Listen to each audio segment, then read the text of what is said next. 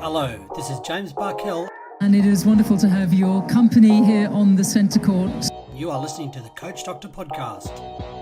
Strikes it beautifully and it's down the middle. In this podcast series, we discuss all things coaching and sports science. Beats one, beats a couple, still going. Each episode will feature prominent coaches on the front line of their sport, Across to Mbappe. as well as some of the world's leading university academics who research what it takes to get the W. All Blacks under big pressure again. If there is an aspect of your coaching that needs some assistance, you can always count on the Coach Doctor to add life to your program. Browning's having a terrific run. The first three to qualify. You betcha! Before I start this episode, I just want to let all the coaches and athletes out there know about a special deal that we've got going with Elite Performance Journals. Elite Performance Journals make both coaches' notepads ideal for developing session plans and for reviewing or reflecting on sessions. And for athletes looking for that extra edge, they also have an athlete journal designed around the specific needs of up-and-coming professional athletes. For any listeners of the Coach Doctor podcast, you can receive 20% off any of their products by simply going to eliteperformancejournal.com, check out all of their products, and when you check out, use the code COACHDOCTOR, all one word and lowercase, for a special 20% discount. For schools and clubs, you can also get journals specific to your group's needs with things like team values and the team's logos. Okay, now on to the episode. Professor Chris Cushion is currently the head of coaching at England Netball and a professor of coaching and pedagogy at the famous Loughborough University in England. When it comes to the coaching environment, practice and coach behaviours, Chris is one of the most prominent researchers in this space, with over 100 publications and over 8,000 citations from other authors and researchers. One of the things that sets Chris apart from a lot of his peers is that he has also had an exceptional coaching practitioner career in football, as well as his distinguished career in academia. And this ability to have what is effectively a foot in both camps helps with bringing research to life in practical settings. In this episode, I want to talk to Chris about both his practical experiences and his research, and how he and other coaches can effectively combine research in their practice. I hope you enjoy this conversation with Professor Chris Cushion. Professor Chris Cushion, thank you for joining me on the Coach Doctor podcast today. Could you start off by giving me a brief introduction to who you are and what you do? Thanks for having me. Thanks for inviting me on. It's a pleasure to be here. I'm Professor Chris Cushion. I'm currently the head of coaching at England Netball, which I hope is self-explanatory, but I'm responsible for coaching from grassroots up to performance coaching and all the coach development, coach education and coaching that goes on within that sport. And I do that pretty much all of the time, but I've still got a little bit of space to be professor of coaching at Loughborough University. So one of the big questions for me is how you ended up in the role as head of coaching for England Netball.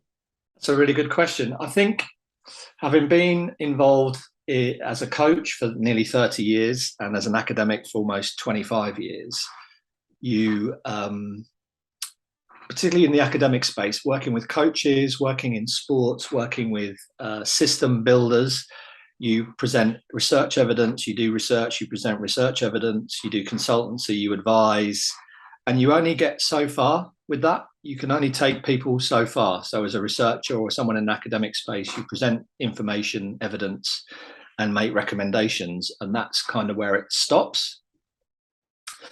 And I think this, with as far as England Netball is concerned, I guess the stars aligned. I was definitely interested in something like that, and this opportunity came up. And I think the thing that is most attractive for me is I get to go beyond the evidence. So I actually get to implement, take charge of, instigate change within a sporting organisation. So I think there was an interest from me in terms of just taking that thing that, just going beyond recommendations and guidance and advice, and actually taking charge of something and being responsible for it, and almost putting your money where your mouth is, really, and say, look, I've been talking about this and presenting evidence on it a long time. Let's work with somebody and actually bring it to life. And netball, I think, again, the stars aligned. It was an opportunity that came up when it came up, but I think it's an interesting sport in many ways.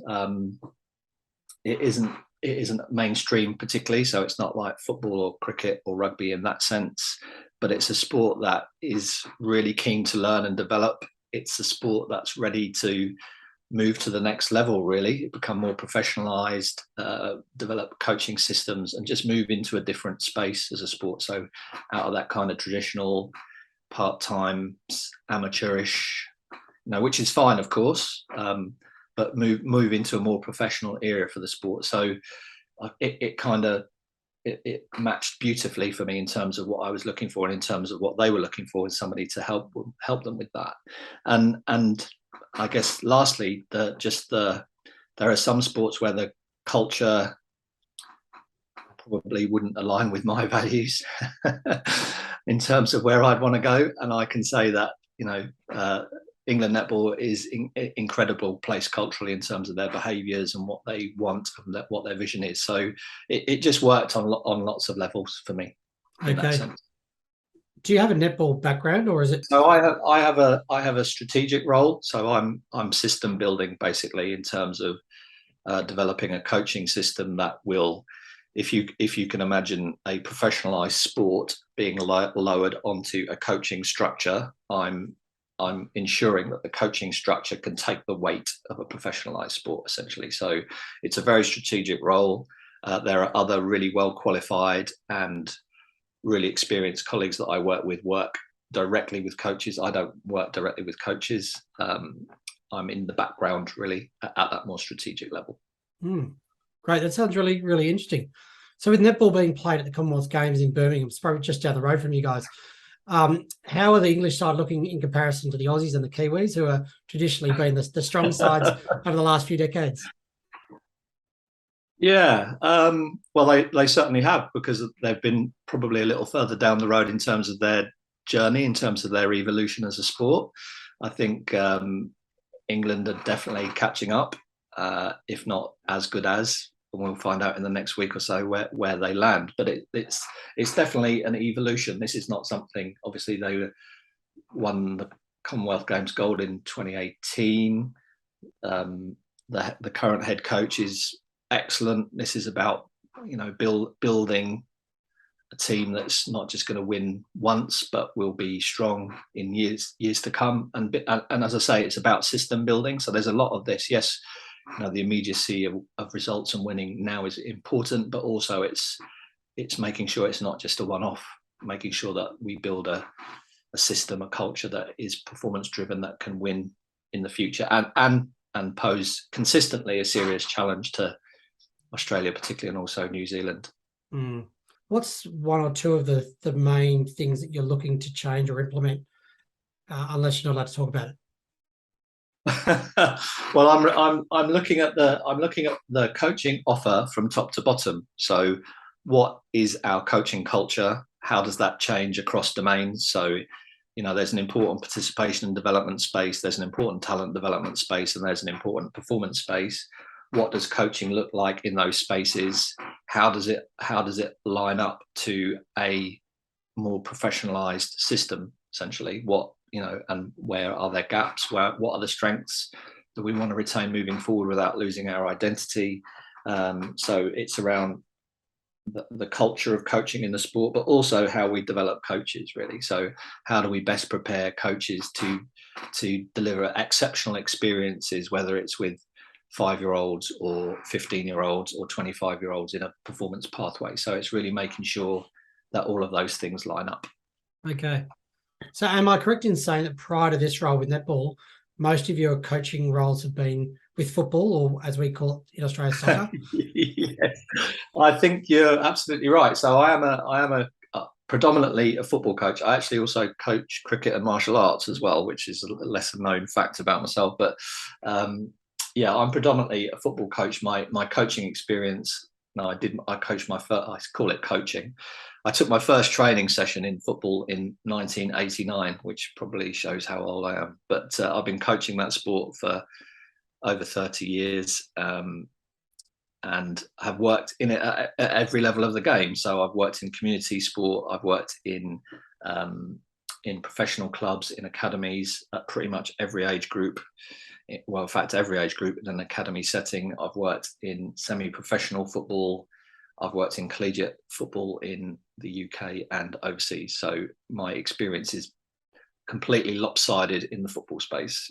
Yeah, look, I assume in the UK, where football would be the major sport of the country, is there a big gap between, I guess, that professional, that academy level that you've been involved in, and that I guess collegiate level or the grassroots levels? Well, they're different domains, so they're different. Whether we call it a gap or not, I don't know. So I'm not going to presume that there's that those things are linear. Obviously, you have a participation pool and people move into those things, but that doesn't necessarily mean it's a line, and that doesn't mean necessarily there are gaps. It just means that the provision and what you're teaching young children to play a sport, to fall in love with the sport and come back each week is a very different demand to preparing somebody to be a professional player. It's just different. So I don't think it's about gaps.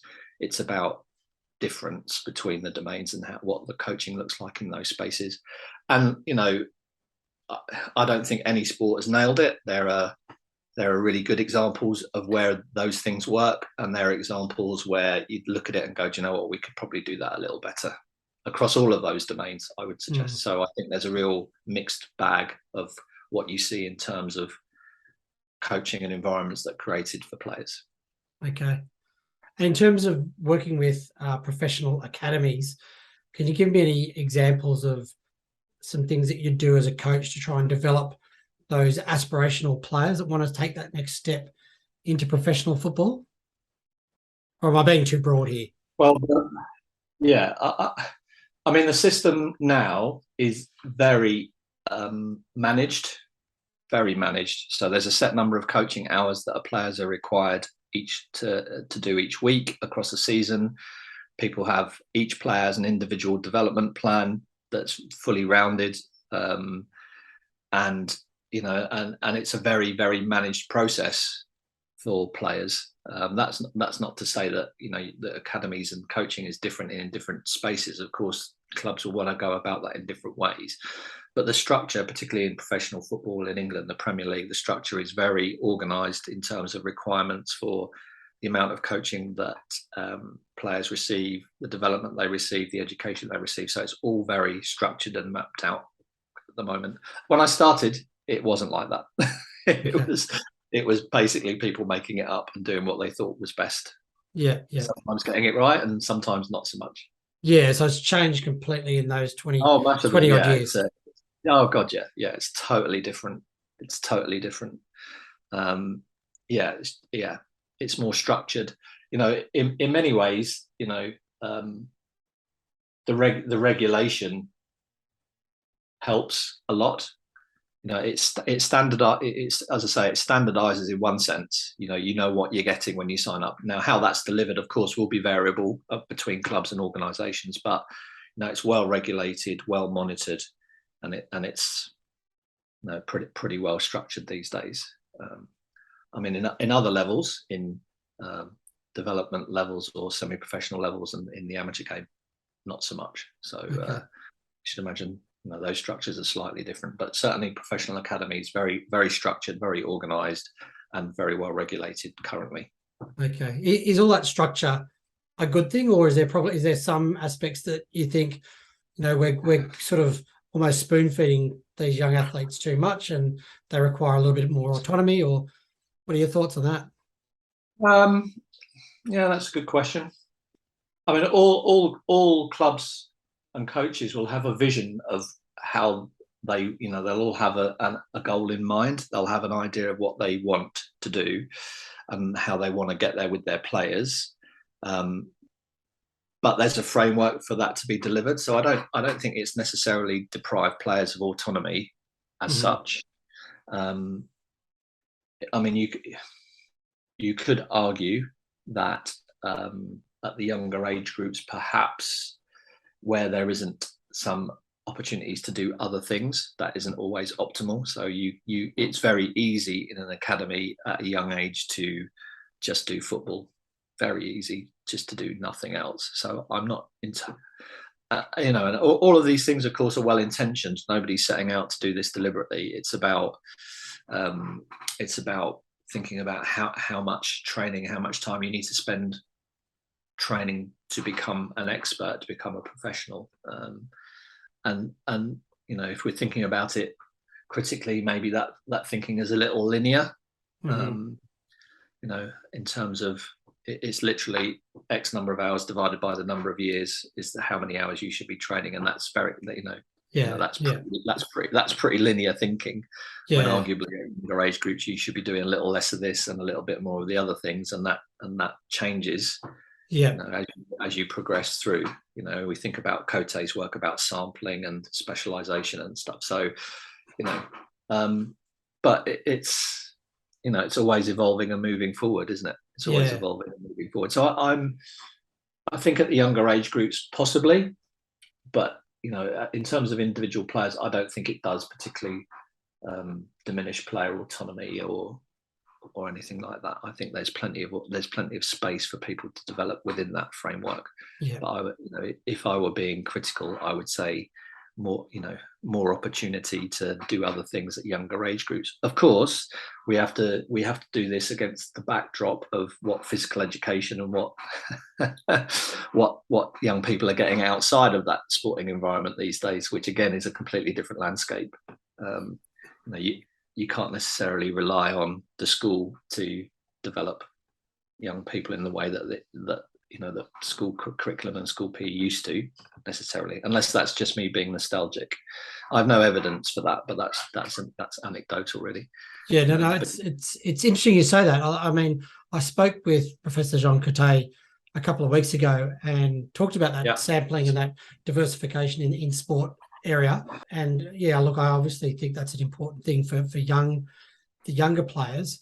And then what you've just sort of talked about in terms of physical education in schools, we've got a situation in Australia, and I'd say this is probably similar around the world, that young athletes who are in these sorts of academies tend to withdraw themselves from physical education classes because they've got extra training on that afternoon and they don't want to do too much because they need to, they don't want to, burn out and all that sort of stuff. So they're taking themselves away from opportunities to sample or diversify in different sports in their PE lessons. So that can also be a little bit of a concern, I guess.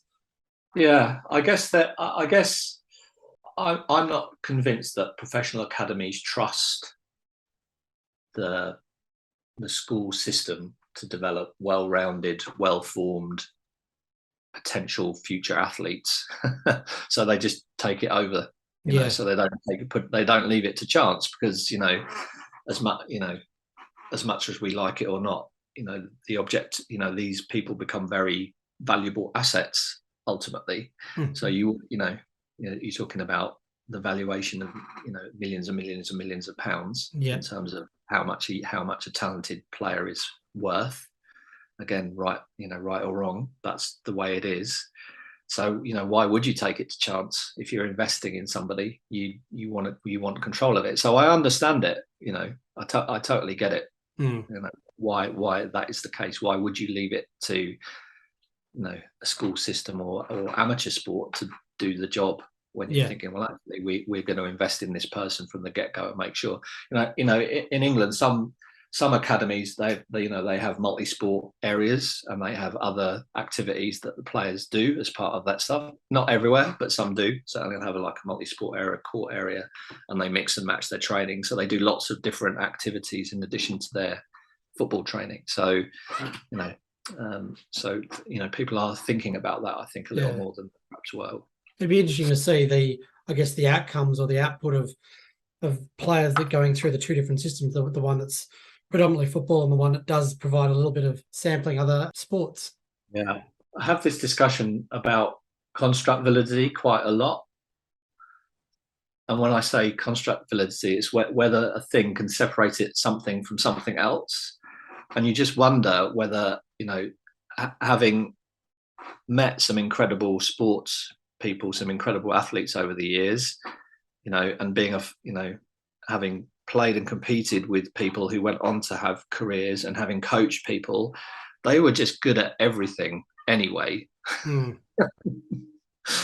like this, and I'm not sure whether, you have to really try hard to stop them being an incredible athlete almost. Yeah. So it's for those players, and remember that population, that professional sporting environment, the populations are absolutely minuscule. There's in England there are 1,800 professional players. That's the population. So you have to be, statistically, the number of people who get into that group is minute.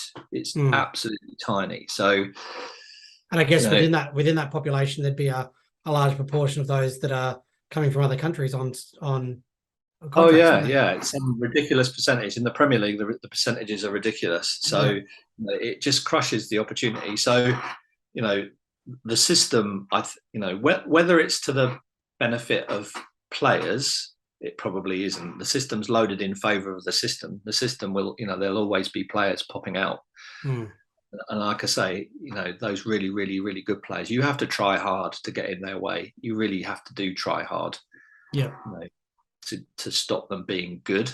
And whether they sample or not, whether they do this stuff or not, I don't think makes a huge amount of difference. I mean, the only issue is arguably burnout or injury through doing too much of something. But other than that, I think whether, having as I say, having seen some amazing athletes, some tried lots of different things, sampled, some didn't. But the ones that didn't would still be amazing at other sports, even though they never played them. They were just really good. So an interesting point, whether the sampling versus non-sampling has construct validity. Does it sort out the ones that get through versus the ones that don't? And I'm not convinced that it perhaps would. Okay. So away from netball and football, you're a professor of coaching and pedagogy at Loughborough University. How important is it to have a practical coaching history and the theoretical background that you have in terms of understanding theory of coaching practices? I think I'm really lucky in having that. In that, I think in the opening sentence of my PhD, which was written now only 20 odd years ago, talking about being at that meeting place of theory and practice, so being a coach but also being an academic. I don't think, it's a bit like playing. I don't think that you need to be an amazing player to be an amazing coach, and I don't think that you necessarily need to, there are things that you just don't need to have to be good at something. You can, these things are learnable ultimately. I think as an academic, if you don't have to be coaching necessarily, but I think it really helps if you are just to walk a few miles in somebody else's shoes to have real understanding of it. And there are times when I can sit in at conferences or presentations and I can hear an academic presenting some ideas about coaching, and I can picture a particular group that I've worked with and go, yeah, that would just never work with that group, and here's the reasons why. So I think at times, some folks could do with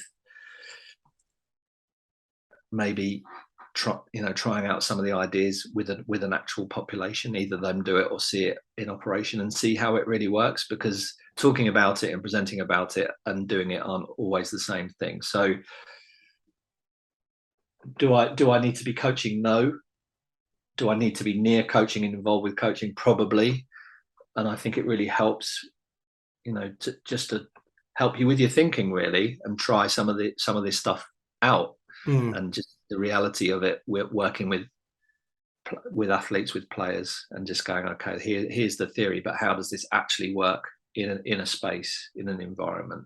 And some stuff works really well, and some stuff needs to be adapted and changed. And I think perhaps, and I'm shooting from the hip a little bit here, I think that feedback loop is perhaps missing sometimes from academics, of that adjustment following, let's deliver it in a, let's talk, let's write it, let's research it, let's write about it, let's talk about it, but let's deliver it and then adjust according to what we found in terms of delivery, in terms of it being applied with a group of athletes. I think that's an important feedback loop that arguably we miss out at times. You've got to try stuff out and see how it lands with the population that you're talking about. Yeah.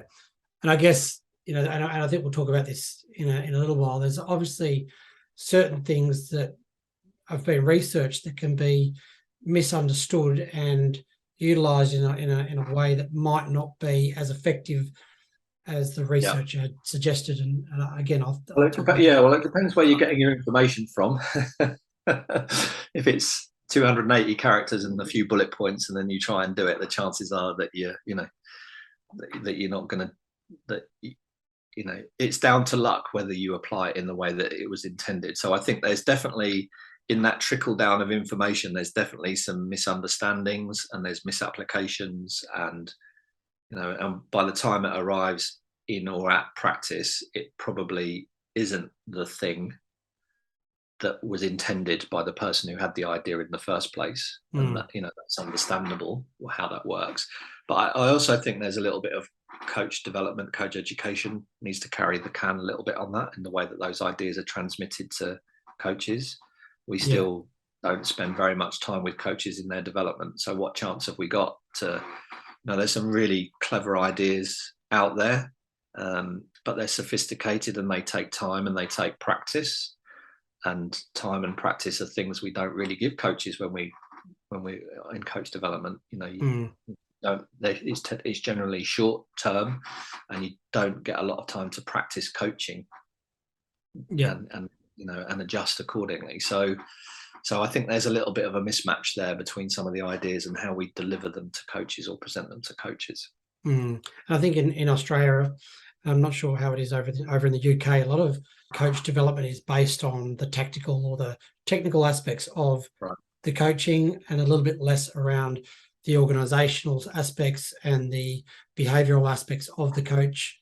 And I think there's probably a large space where that could be utilised in coach development.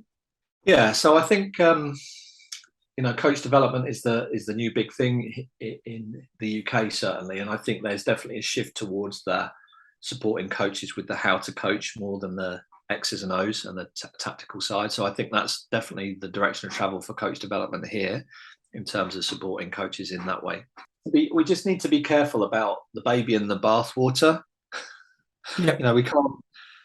So it fascinates me. So a lot of the early criticisms of coach development were exactly that, around it was just technical and tactical, and not anything on the how to coach. But the research tells us, and my experiences tell us, some of the technical and tactical stuff was actually really good. And there were people who came on the course needed that because their game understanding wasn't where it needed to be. So I think it's important we don't get rid of that. I think it's important that we retain that. So even if it is a level, the technical and tactical needs to be pitched at the right level for the coaches, of course, and move their understanding on. But what we've not really been able to do, and I can't really figure out why, is to stir in the how to coach and make it, we either swing from technical and tactical and know how to coach, and there's a real trend in coach education in England, certainly, now to go completely opposite way, and the technical tactical is just kind of left, and it's almost overly how to coach. But people, you need to have knowledge and understanding of the game to be able to coach it, really. You need that mix of both. So you need them both. So we just lurch from one extreme rather than the middle. And the middle is probably the place to be, isn't it? You need some of that. You also need some of that, not one or the other. So I think we just need to be mindful that not to throw. Coaches still need to get a deeper understanding of their sport. They still need that. The sports to grow and evolve, and them to be better coaches, they need that deeper understanding. But they also need the deeper understanding of the how to coach piece as well. So I still think we're figuring out how to mix those in together to reach an optimal. Get the right recipe. No, great point. So a lot of your research is in coaching behaviours and the coaching environment, and this is especially interesting to me as I've only recently cited some of your work in this area. You, along with some of your colleagues, designed the CAIS, or Coach Analysis and Intervention System, over a decade ago. Tell me about this and why you felt this was an area of coaching that needed to be investigated. So the very first piece of research that I did was systematic observation of coaches. So in the late 90s was the very first study that I did on coaches. And it was and is a really useful tool, because it gives us objective data about what the coach is doing against predefined definitions of the behavior. So it brings us all on the same page, talking about the same things, and produces data that's not coach perception, which is weak at best. Low self-awareness is an issue with coaches. So people thinking they're doing one thing and not really being accurate in their perceptions of that. So the very first piece of work that I did around that space was in systematic observation. And I kind of went off that work a little bit and surfed the wave of that whole subjective lived experience thing, where the kind of paradigm shift started to happen in the early noughties around, that's too prescriptive and it's behavioral and it's positivistic and all those sorts of things. And I definitely got caught up with that. But what I found as a coach educator, coach developer, it was really hard to talk about some of the really interesting theoretical ideas without talking about coaches' practice. So they would be abstract theoretical ideas about coaching disconnected from the coach's practice. So I started to come back to thinking, whenever I work with coaches, whenever I do coach education, let's start with what the coach does. And then we can reverse that into whatever theory or idea we need to, because we can relate what the coach is doing to this idea, rather than having this abstract idea floating around and us relying on the coach somehow making connection with something they probably don't get, something they're possibly quite skeptical about. There's just so many hurdles for this to have any impact. So I kind of circled back round to this idea of, okay, so I need to start with whatever conversation I have, I need to start with what the coach does. How do I find out what the coach does? And it just brings systematic observation back into the game, right? Now there are literally hundreds of systematic observation instruments from physical education and coaching. There's a whole range, ASUI and CBAS and all different instruments, and nearly all of them have a particular focus conceptually, or they have behaviors in it that are uncodable. So you end up with something as uncodable, and it's like, okay, so I'm looking at all of these different instruments, and it's like, okay, well, that's good, but that's got uncodable stuff in here. I like this idea, but it's tied to this particular concept or approach, and I don't like. So I just thought, you know what, I need to start doing something that works for me. So, that was essentially how the system was born.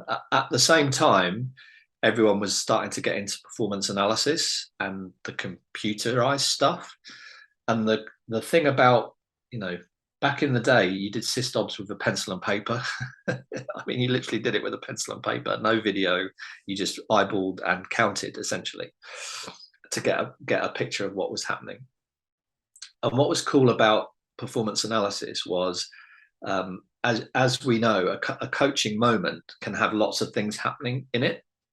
Whereas if you do systematic observation with a paper and pencil, it's literally it's sequential. One thing happens, then another. But that's not what coaching moments always look like. So the combination, this idea of analysis, where you could have a coaching moment with layers of coaching behavior, and also with an instrument that kind of did what I wanted it to do. I basically described the coach's behavior in the fullest way possible. So there's no uncodable behavior. And that's case, essentially. So you don't have to use the computer, but it helps because it gives you the layers of what's happening in a coaching moment, but also a more complete set of definitions. And that's essentially where it came from. It's a long story to that point, isn't it? But that's right. No. Do you think that'd be a good tool for coaches to use to, I guess, evaluate or review their own coaching? So absolutely. So we've got a paper, colleagues and I, Dr. Ed Cope, Dr. Stephen Harvey, Dr. Mark Partiston have got a paper coming out in Frontiers imminently around kind of reimagining, reinventing Sister OBS as a coach development tool, collaborative action research, dialogic pedagogy. But it's all, the premise of it is, it starts with an accurate description relatively of what the coach does. You can't hide from the footage and you can't hide from the data. There's you can't it is what it is. It just exists there. So that then is a great platform, and our work really has found that it's a great platform for discussions around, have you noticed that you do this? How does this align with what you're trying to achieve with your sessions, with your athletes? Where does it align really well? Where does it not align? Why does it not align? Are you happy with what you see? So it just spawns a whole range of questions and discussions that you can have with a coach, which, because it's data and video connected, you don't have to you don't have to go with you did this. No, I didn't. I saw you do that. No, I didn't. Or you did this. Well, actually, I meant that. So it just clears all of that out of the way, and we start with, look, this is you. This is your coaching. Let's have a conversation about it. So I think it's an incredibly powerful tool for coach development, and we've got a project just finishing with Leicester City that's been running for 4 years now, where we've applied some of those principles, and it's transformational in terms of coaches' self-awareness, in terms of them really getting a deep analytical understanding of their own practice, thinking about how they want to develop, how it aligns to meeting athlete needs. So it's working really well. So long answer to the question is yes, absolutely. I think that is, it's beyond just describing what coaches do. It's a tool that opens doors for so many other things, and I think that coach development space is a really important one for it. Like you said, it's performance analysis for the coach, isn't it? Yeah, it is. It is, and well, yeah, that's exactly what it is. We put the camera and the mic on the coach, or we put the camera on the coach, and we listen to their performance. And the coach performs as much as the players and the athletes, right? It is a performance. So why wouldn't it be subject to reflection, scrutiny, discussion as part of someone's development? Yeah, great. So in some of your earlier studies, you identified the dominant coaching behavior as direct instruction. So first of all, for our coaches who are listening, what is direct instruction and what sort of behaviors does it consider? Okay, so what's interesting about SysObs, and I think I've been as part of the problem and hopefully now part of the solution as anybody. But if we cast our minds back to 1974 and Tharp and Gallimore in the UCLA gym with Coach John Wooden, first people to start looking at coach behaviour systematically, that formed the ASU, and a whole range of other work. Essentially, their instrument and the subsequent instruments, the ASUI particularly, which came from their work, Lacey and Das developed it from their work. Instruction was a set of behaviours.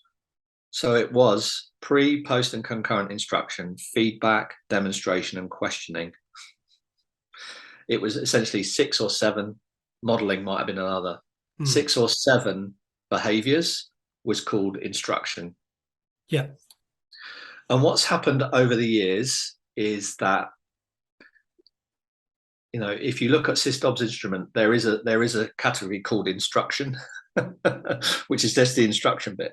And what's happened over the years, and as people have worked with the material and written about this, they've almost lost sight of the fact that instruction isn't just instruction, it's a range of other behaviors. So direct instruction essentially is a collection of all of those things. So pre, post, concurrent instruction, feedback, modeling, questioning, demonstration is direct instruction. And if you look at the early data, Coach John Wooden was demonstrating, giving feedback, asking questions, directing, re-instructing correctly. He was doing all of those things. But essentially those data were collapsed into this guy being, that was all deemed instruction essentially. So somewhere along the journey, we've thrown out all the other behaviours and we've just reduced instruction to just instruction. So direct instruction is a combination of those things, rather than just the narrow behaviour of instruction on its own. I think that's where a lot of misunderstandings come, where people talk about instruction being the bad thing. Well, for me, instruction means a lot more than instruction. It includes all these. It's instructional. It's all these other behaviours, which are really, really important for us as coaches. So I think one of the issues is, over the years, a lot of coaches have tended to believe instruction is that autocratic, stand there and talk and deliver and say as I do, and the athletes just listen and follow the instructions. And it's not that at all. It's actually and I think there's been a lot of conflation.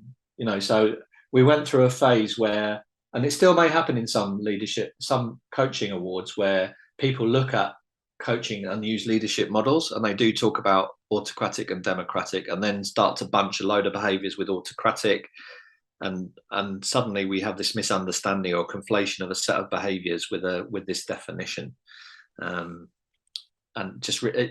part of that journey, it just reinforces it over time, that this idea that this thing is somehow bad or wrong, when the further couldn't be further from the truth.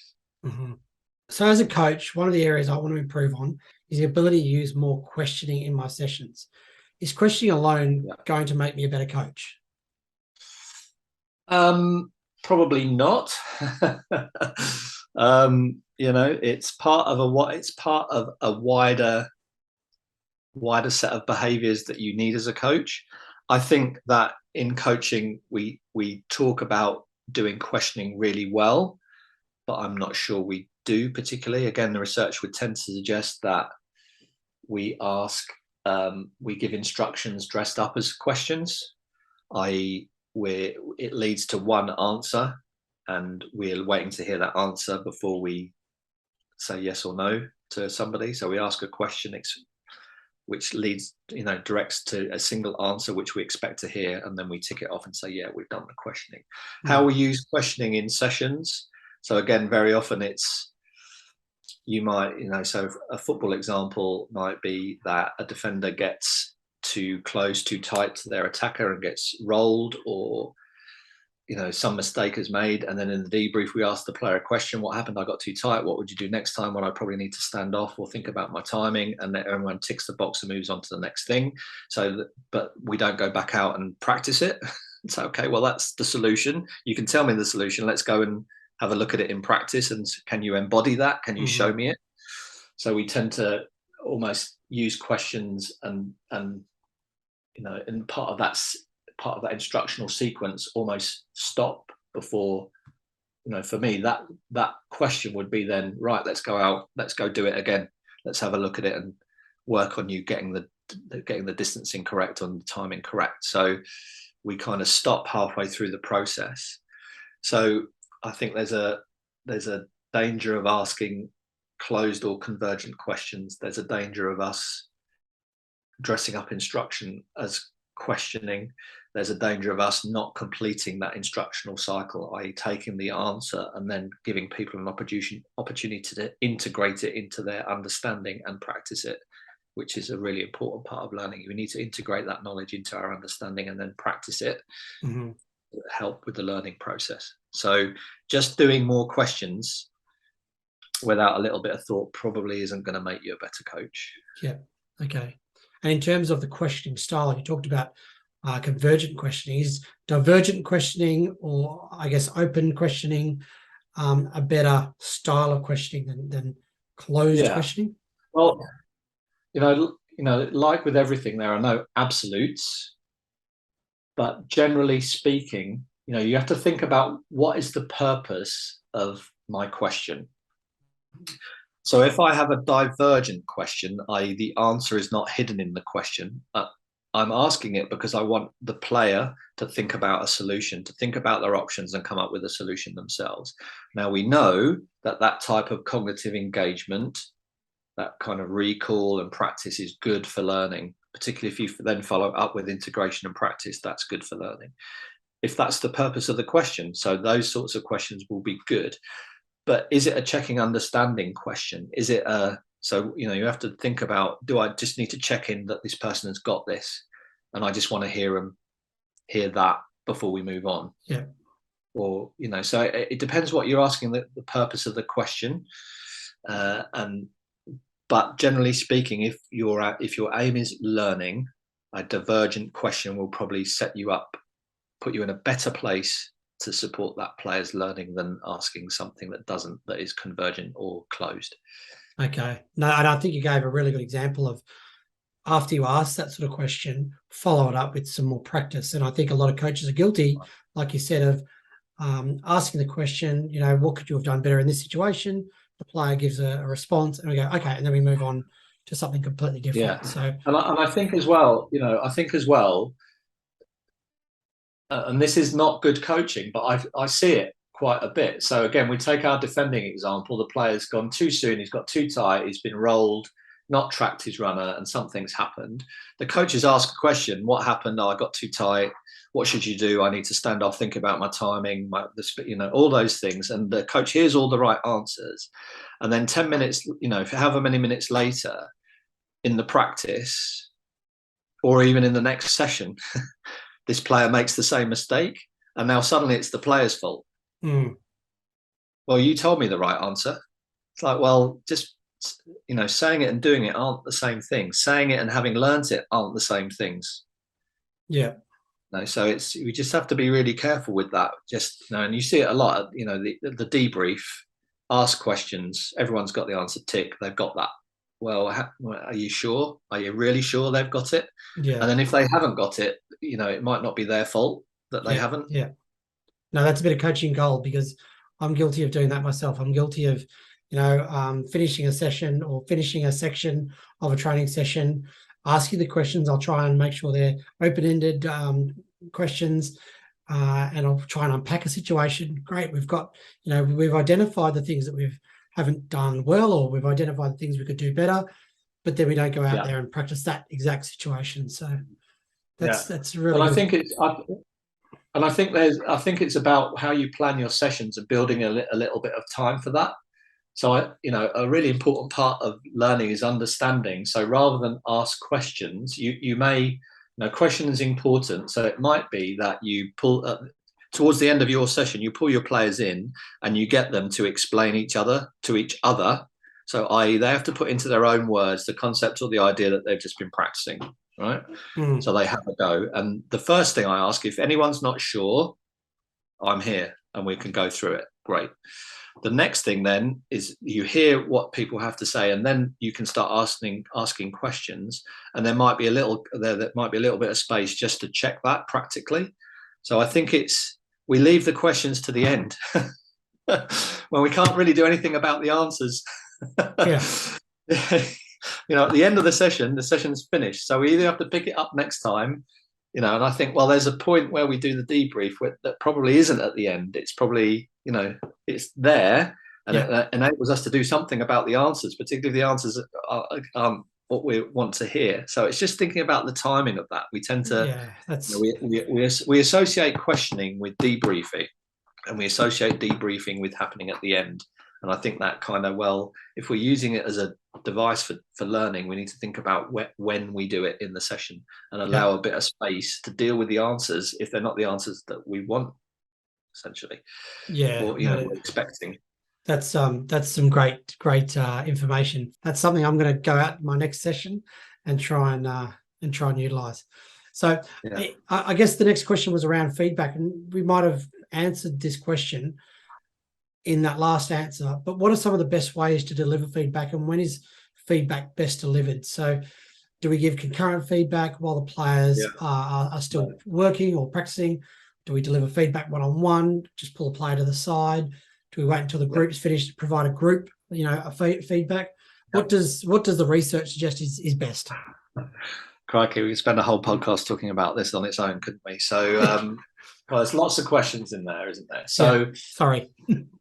So The research tells us when operant attention is high, feedback is best received. When someone's focused on that particular thing at that moment, that's a really good opportunity. That's a really good time to give feedback. So operant attention, what are people attending to? That's the moment to insert feedback.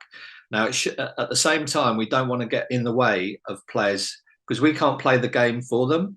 So people have to figure things out when they're playing. So we don't want to get in the way of people's own intrinsic feedback mechanisms. So there needs to be enough of a gap for those intrinsic mechanisms and for the players to figure out what's happening for themselves and think, well, next time I probably need to adjust my body shape here, or I need to think about that, or I went a little bit early, or whatever it is, and that process to happen.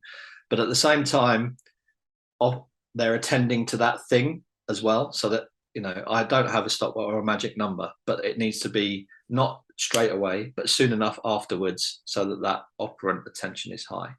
We also know that feedback is really powerful when it's asked for. Yeah. So when the players are asking you for something happened there, I wasn't sure, can you have a look at this and help me? And you can give feedback. So in recent years, I've worked really hard, and there's significant pain and discomfort in doing this. I'll warn you in advance. In trying to get whoever you're working with to get to that point where they can come to you with their problem. Yeah. Now that may mean that you have to put them in quite an uncomfortable space. So there's a lot of safety and thinking and planning, and you can't do it in the first session with a new group of players, right? So you need to work towards this, and it takes a bit of time.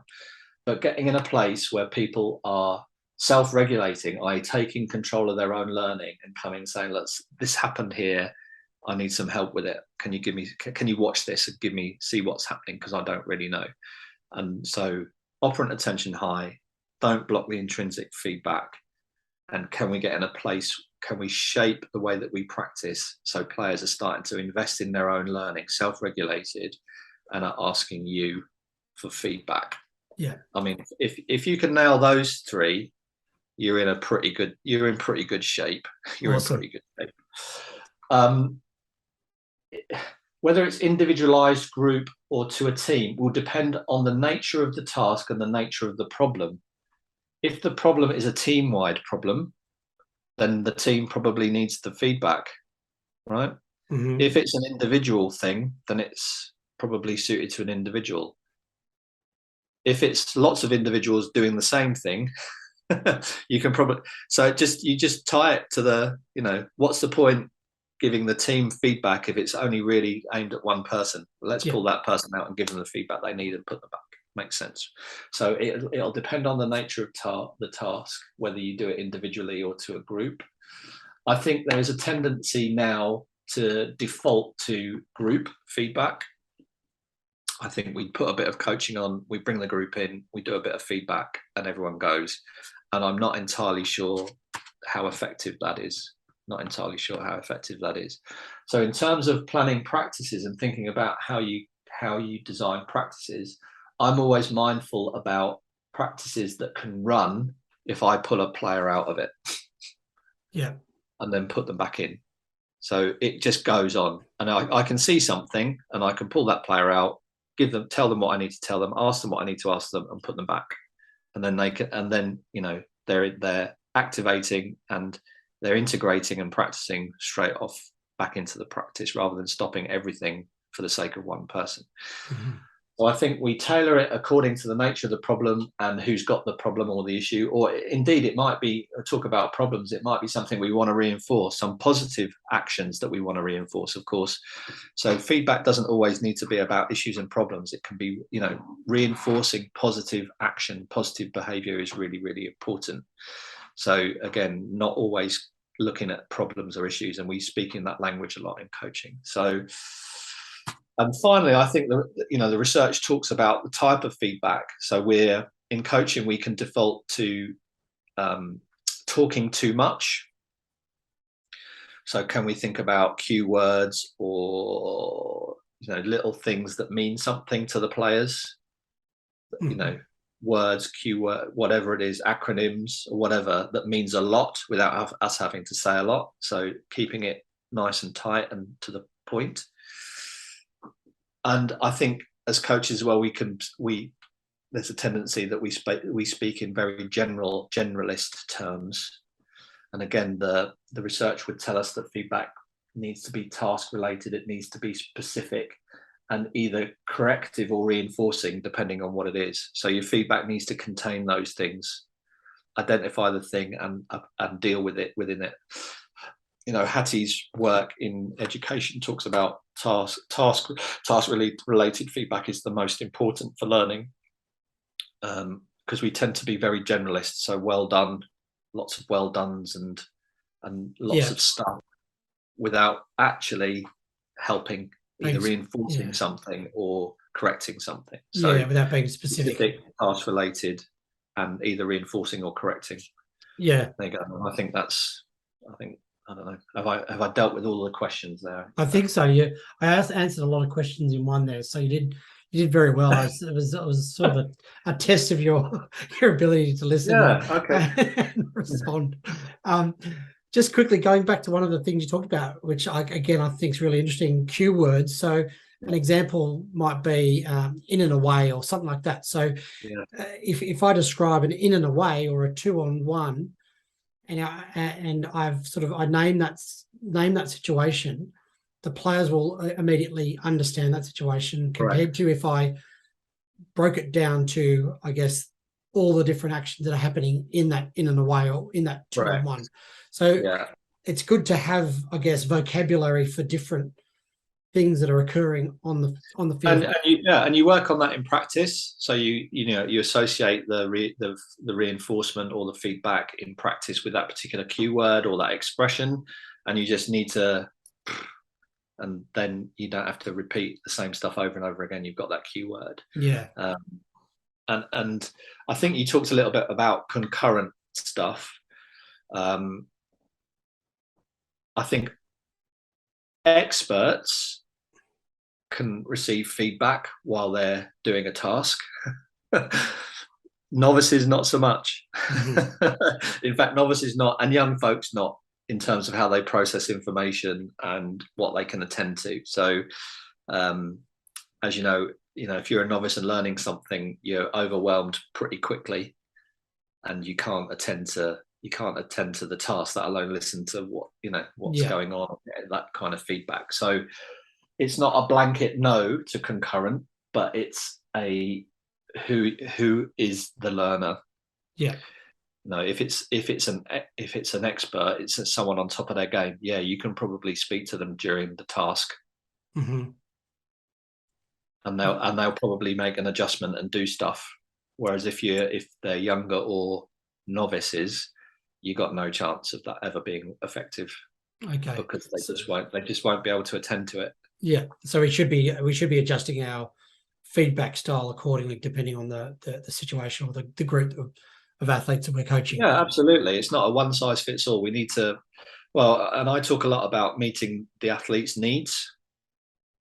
There is no magical formula to this beyond what does this person need, and different types of learners, more experienced, older, more expert learners, their needs will be different to people who are still learning stuff, who's still picking up, who are a different age and a different stage in their trajectory through the sport. It will be different.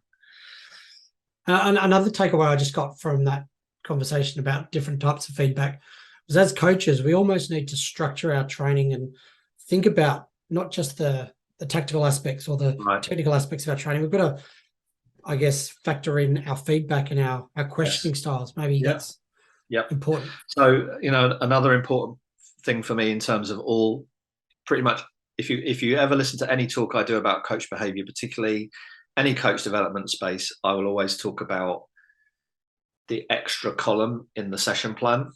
And that extra column is about me, the coach. What am I doing? What am I saying? How am I saying it? Who am I saying it to? And, it's really difficult to come up with clever questions off the cuff, shooting from the hip. and you either don't do it or the questions aren't very good. So why not spend a few minutes thinking about a particular coaching point or a particular thing that you want to see, and thinking about a good question that would bring that out, and just make a note of it on your session plan. Why not? So I would always have an element about what I would encourage coaches, and what I try to do is always have an element in each part of a session. What am I going to be doing? So in the warm-up, I want to make sure that I use everybody's name. I want to make sure that I say something positive to them. I want to assess where people's energy is at, and I need to produce some coach behavior that addresses that energy. Either lifts it up, keeps it where it is, or maybe just damps it down a little bit. So that's a decision I can make. So I can check that off as I'm working through, So maybe there's a practice here that I've set up, a game related practice. I know that the way, once I'm happy with the organization and I'm happy that people have game appreciation, i.e. they understand the purpose of the game, I don't really need to say that much, because the game will look after it. It's producing practice in the way that I want it to do. People are being put into situations where they need to make a decision.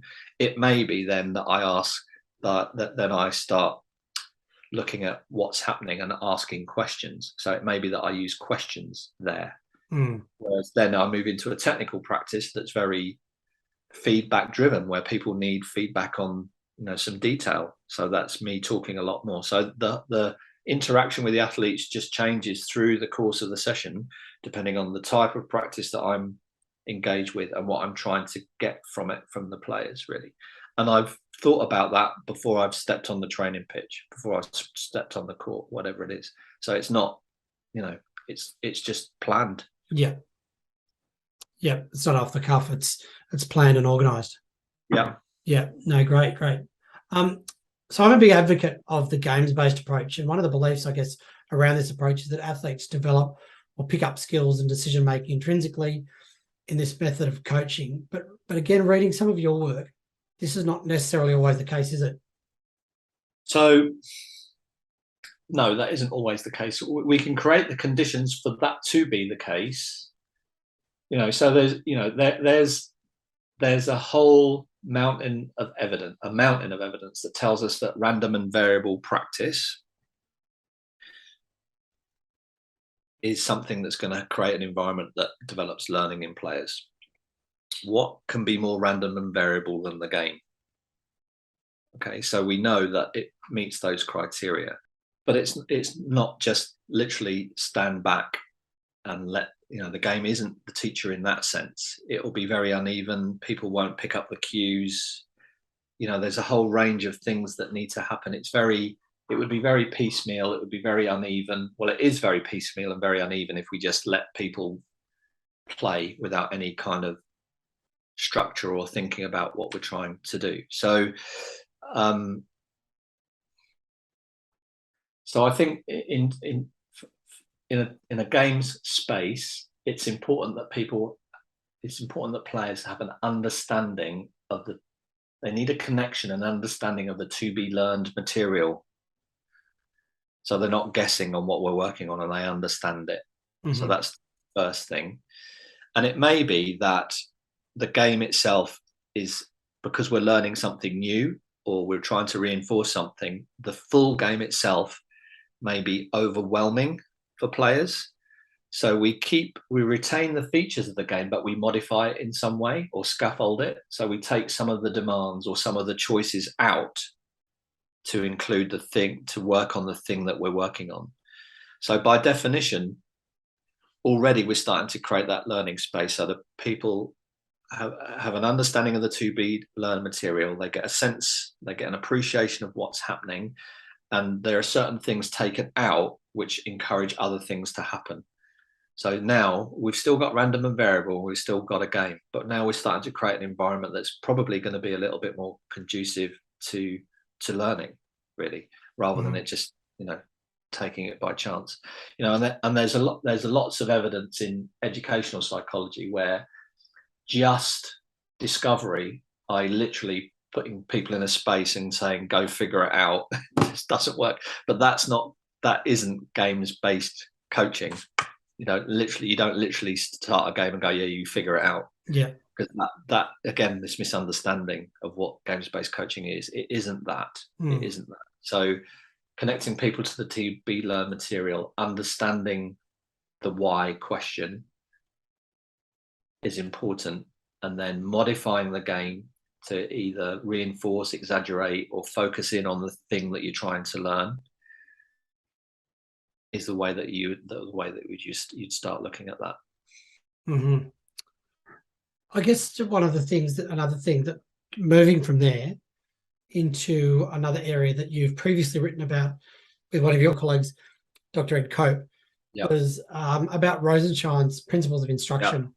Yeah. And you discussed how learning theory should correlate closely with coaching behaviours, but there's been very little crossover from those two, I guess, areas.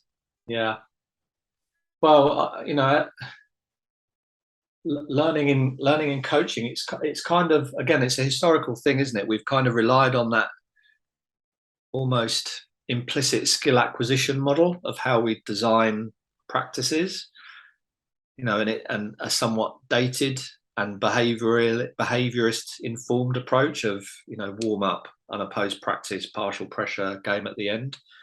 And that's how folks have understood learning, really. And we've not drawn on the wider body of work in terms of understanding it. I mean, Thorpe and Bunker wrote their paper in the 80s on games for understanding, and people still call it a new approach to think, so there's some entrenched ways of thinking about how we understand learning and how we deliver practices, that have a legacy in this in sport coaching. And we've tended not to draw on, until more recently, not to draw on ideas about learning from outside of the sport coaching domain and in that educational space. So what can we learn from someone like Rosenshine in the principles of instruction that I guess he's proposed? How can we utilize that in a coaching framework? Right. Well, I think the first thing to say about, if you look at someone like Kirshner and you look at Mayer and you look at Rosenshine and you look at the, big studies, the evidence around the effectiveness of these principles, albeit in educational settings, is just ridiculous. It's huge. There's a huge weight of evidence that supports working in this way that we just don't have in coaching. We don't have an evidence base for very much, if I'm honest, in coaching in terms of what we do. So I think it's, so we can't ignore it. At the same time, I don't think that you can just pick something up from one domain and drop it in another and assume it will work. So for me, I think they're very much about guiding principles. They're about thinking tools, about how you organize and plan. So I don't think that you can just, as I say, pick them up and drop them into your coaching tomorrow. But you can certainly think about, use them as a reflective device, a thinking tool. Think about, well, how do I order my coaching sessions? What do my sessions look like in relation to this? And maybe start trying some of those things out. So Rosenshine talks about sequencing, questioning, and reviewing material.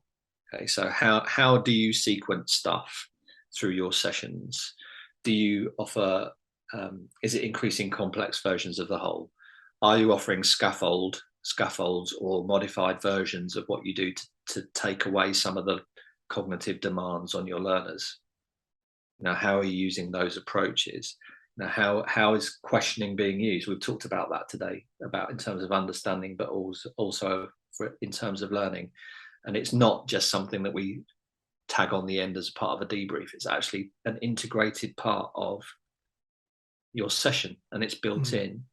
And how are you helping people review the material? So I've given an example today where I might get players to either explain or demonstrate stuff to each other, so they have to put it into their own words and have their own understanding, and then present it back in some form or other. So that's a way of reviewing material, independent practice, learner rehearsal, all of that stuff are really helpful things that we can start thinking about in terms of our sessions, which I say have a strong connection to evidence about learning. So I wouldn't say, just pick them up and drop them in. I would say use them as a reflective tool, a thinking device, and try some of the stuff out and see how it works in your sessions.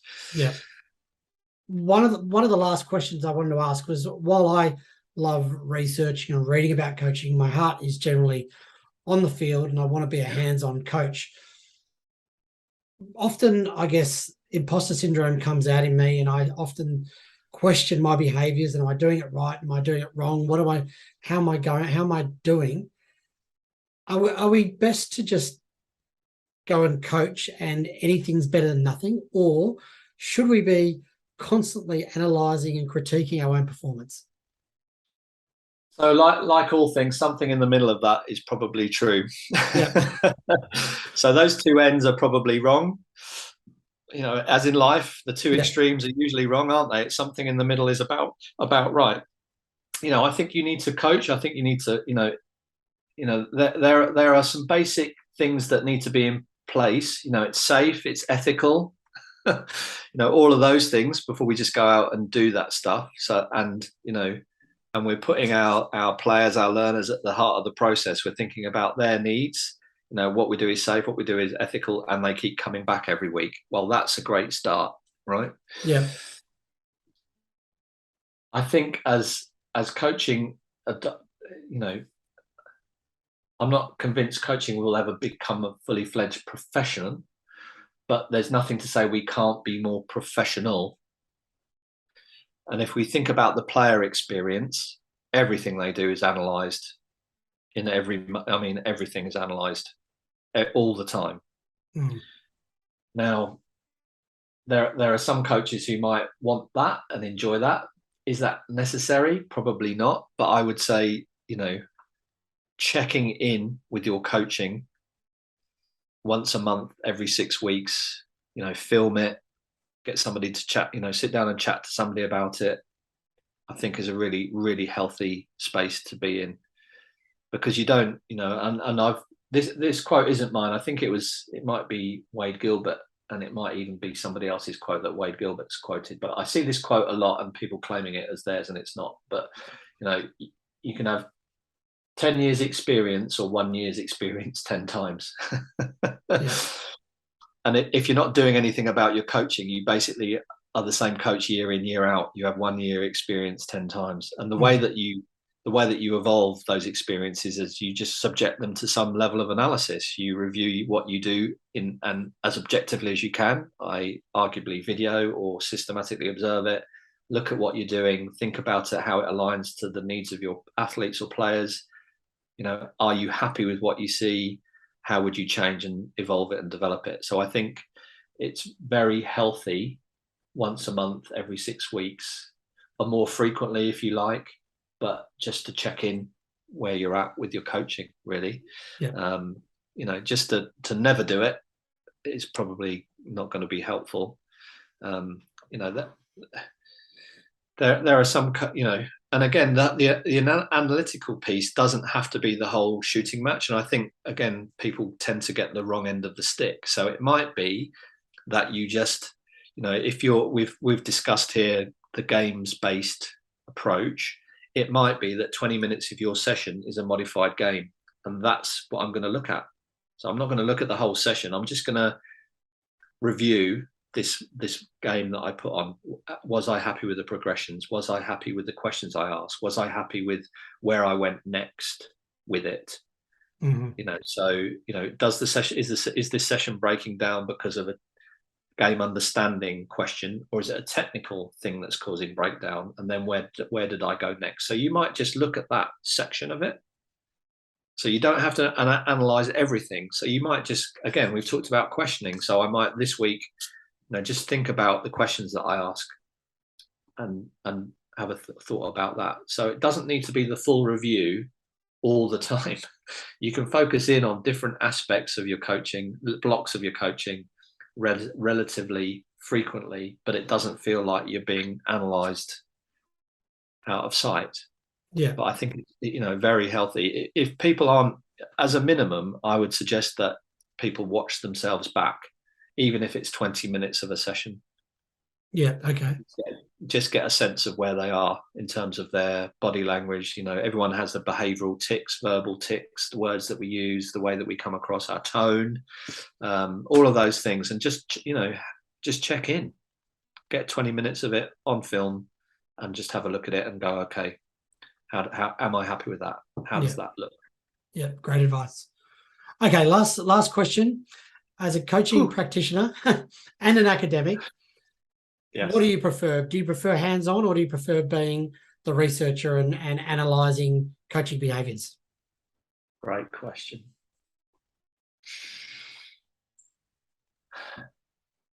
I'm gonna sit on the fence on this one. In the midst of a coaching session, working with players and seeing things happen, there's nothing like it. In the midst of a project, working with coaches, seeing things happen, there's nothing like it.